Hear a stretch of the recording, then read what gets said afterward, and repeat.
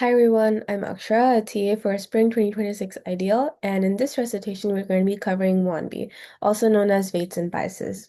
So what exactly is Wandb? So this is a very powerful ML operations platform which helps ML engineers track, visualize, and manage their experiments seamlessly. So the reason why we are saying seamlessly here is because it's framework agnostic, meaning it works seamlessly whether you're using PyTorch, TensorFlow, or scikit-learn. So going over its key features. So first is real-time performance logging. So when we're running the model, Wandb helps us to visualize metrics like loss and accuracy in real time as the model trains. So it helps us keep track of different models and training runs. So this enables us to spot overfitting or exploiting gradients instantly using these interactive charts. Next is crash recovery. So some training takes a lot of time and sometimes crashes do happen. So Wannabe can save your model's checkpoints directly to the cloud. So by passing the specific run ID of the crashed run, you can download the weights and resume your training EPA exactly where you left it off, which helps you save a lot of time by not, having you to restart it from scratch. Other key features include hyperparameter tuning. So this is basically automating the search to find the best configuration for the model. And next is collaboration. So you can work on the same project with your team member on a specific project bucket. So you can see everyone's run side by side to determine whose model is performing best. Next, we're going to be looking at how to set up your Wandb account. So you would have to access the Wandb website over here and then sign up using either your GitHub, Google, or Microsoft account. Here, I would recommend using your CMU mail to sign up with Google. And then after you set up your account, you'd have to set up your Wandb API key. So this authenticates your machine or notebook so your runs can upload data to your dashboard. And you can find your key in the API key section in your Wandb user settings. And one key thing that I need to highlight over here is to never post your API key in GitHub, Piazza, screenshots, or shared notebooks. And if you do, end up posting it, please rotate the key immediately in Wandb settings. Okay, so here is your workspace overview. So this is what your empty dashboard would look like. So if you were to click, in order to create a new project, you would have to click projects over here. And then under project, you would get this blue button which says new project. You click that and you get this pop-up where you can name your project and select the visibility and give a description and then create your new project. So this is what a populated dashboard would look like. So on the left, you have all the runs, and then over here, you have all the visualizations. So you can even log media. At the bottom, you can see model predictions on images alongside the ground truth for visual validation.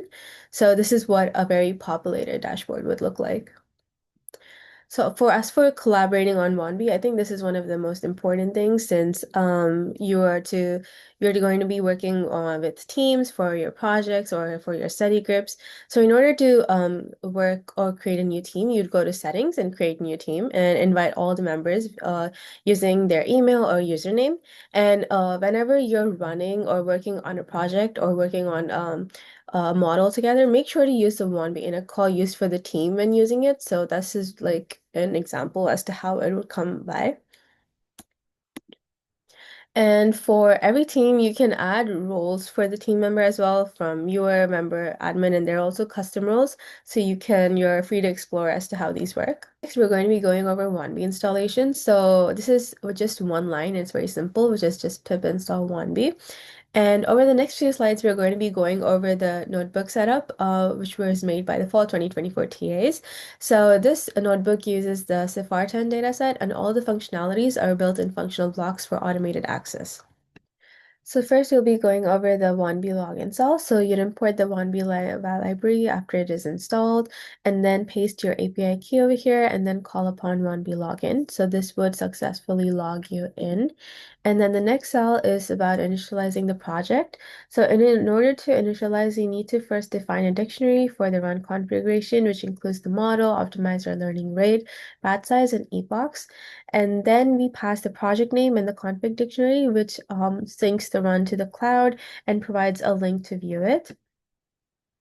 Then we'll go over the logging and saving models cells. So in this logging metric cells, you'd have to mention the metrics that need to be logged. And then for the saving models, in this cell, you'd have to create a Wandb artifact and set the type to model, and then add your file using add file, and then you log it with run log artifact. Once you run those two cells, you can see that this is what you would see in the projects tab. So if you click the specific run that is being that your cell is running, you can see a list of files associated with your runs, including the model.path, which we just saved, the logs, and the metadata.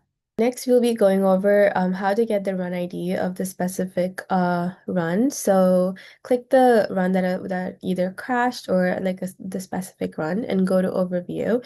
And in this screen from the run path, you would be able to get the run ID. Or alternatively, once you click the run ID itself, the hyperlink would have the run ID, the very last part after the very last slash, so you can also get it from there to save time.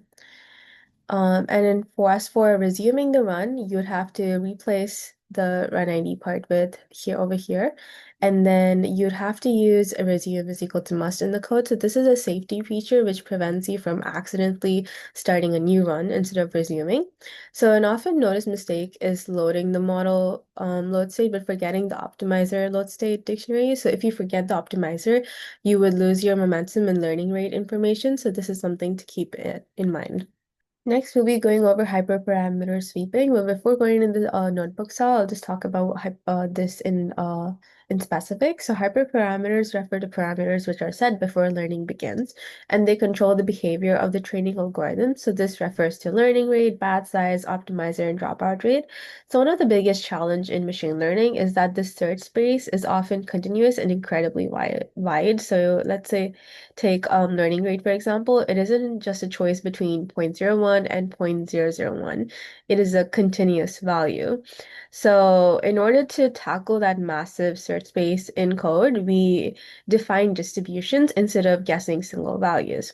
So in this notebook cell over here, we can see how we are tackling this. So this is how we are defining the hyperparameters that we want to work with, and then we initialize the sweep, and then this is how it is being done, and then we run the sweep. Now, in order to make your Wandb project public, these are the steps. So by default, it is usually set to private. So click the specific project that you're working on, go to overview, and then when you click edit, you'd be able to see what exactly your project visibility is at. So if you want to change it to public, you can do so over here. Next, as for storage, once your Wandb free storage is full, you won't be able to access your run. So please be careful with how you're handling your storage. For individual accounts, they provide 100 GB for free, and this can be accessed through the specific website over here. And as for group account, they provide 5 GB for free per teams, and this can be accessed through this website by replacing your team name over here. So yes, thank you so much for listening, and that covers the basics of Wandb, and you're now ready to track your experiments.